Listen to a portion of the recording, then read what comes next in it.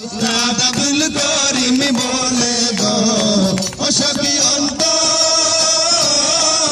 বেদনা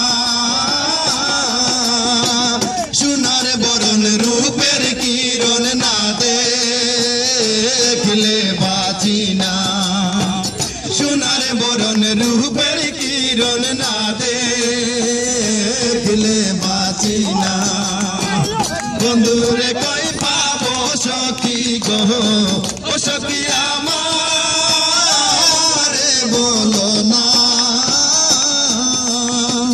বন্ধু বিনে পাগল মনে বুঝাইলে